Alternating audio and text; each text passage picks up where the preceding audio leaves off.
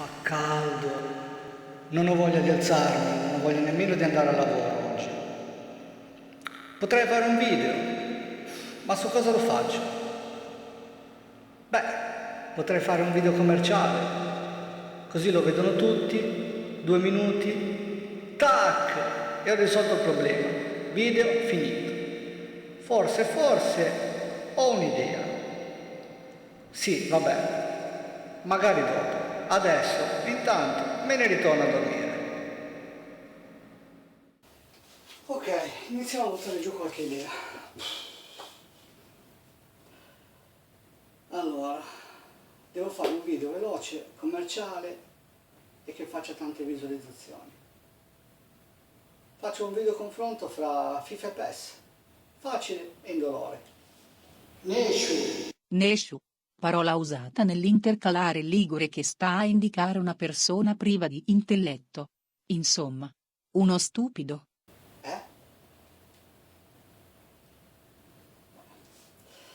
Allora, dicevamo FIFA e PES. Hai detto che ti sei Nesciu. E tu chi sei? Io sono te, anzi sono meglio di te. Io sono anche sportivo. Ma allora, sei appena arrivato e già fai il noioso.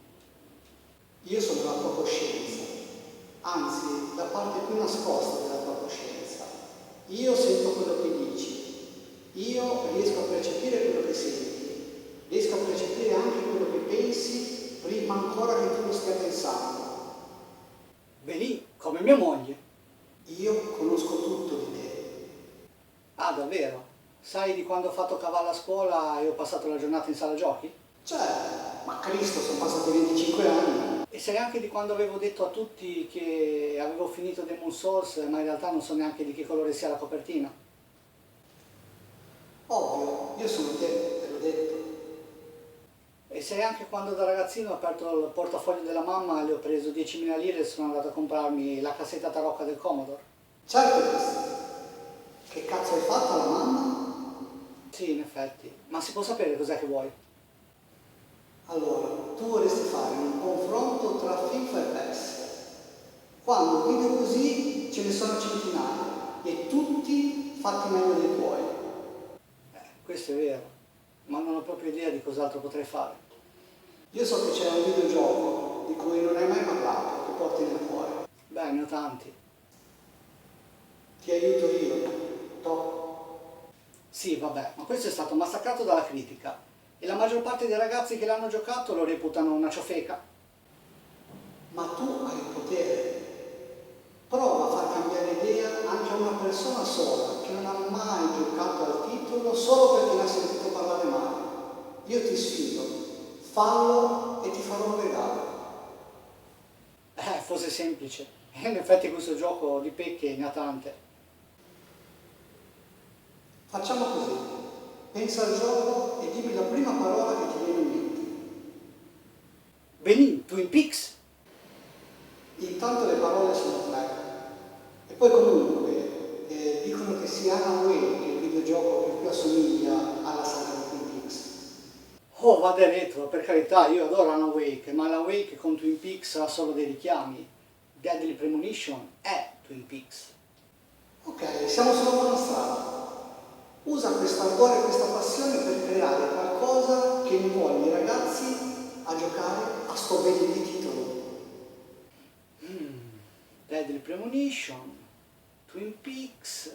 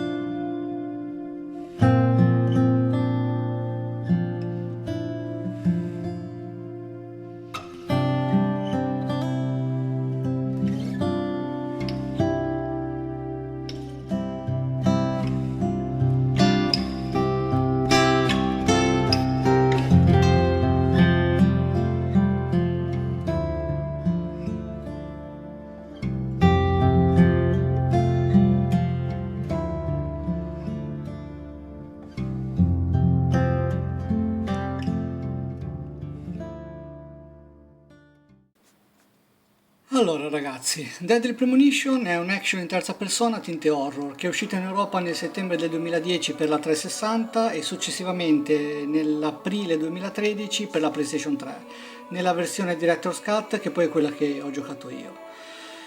Togliamoci il dente, passiamo alle problematiche del titolo.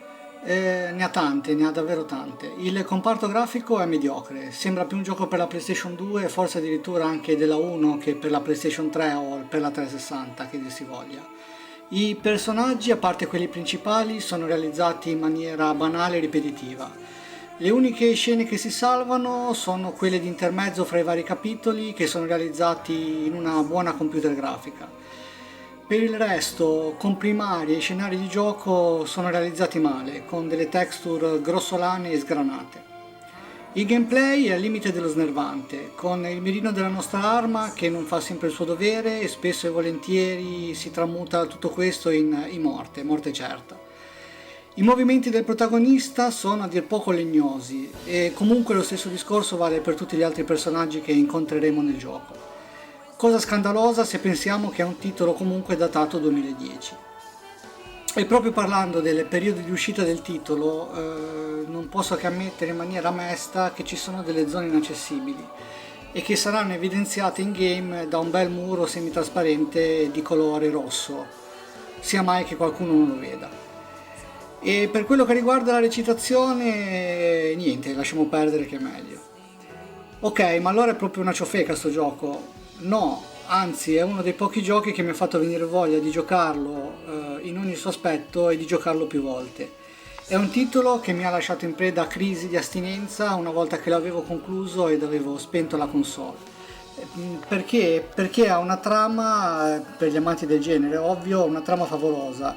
Ci troveremo all'interno di un caso di omicidio avvenuto a Greenville, una cittadina isolata dal mondo. Impersoneremo un agente speciale dell'FBI, il detective Francis York Morgan, e saremo inviati sul posto per cercare di risolvere il delitto. Ed anche se a una prima vista comunque il gioco può sembrare un open world, in realtà non è così, perché il susseguirsi degli eventi ci faranno capire che in realtà è tutto abbastanza scriptato, abbastanza lineare, ma vabbè, poco importa.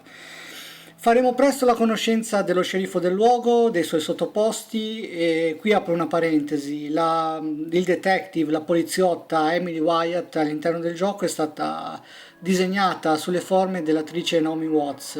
La casa produttrice comunque non ha mai né confermato né smentito queste voci, e vi metto un esempio a video e a voi il giudizio.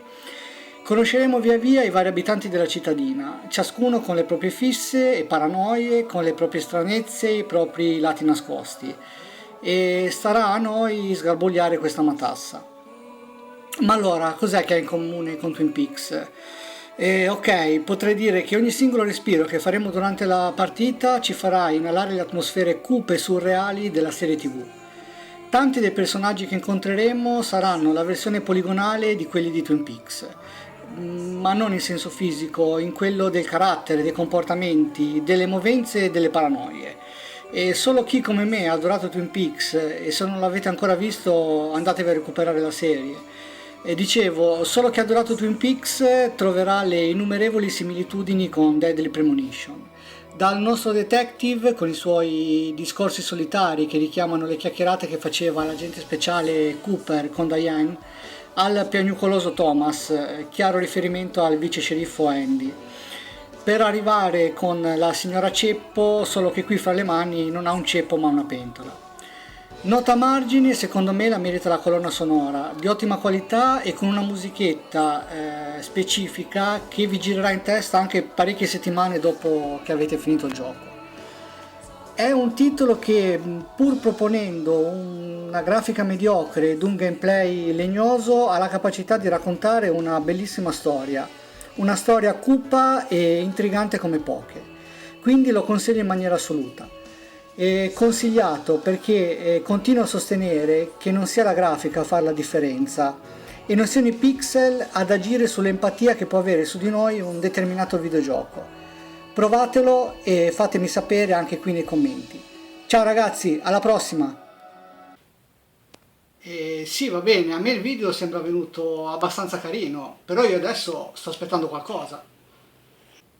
Certo, avevo detto che ti facevo un regalo, eccotelo.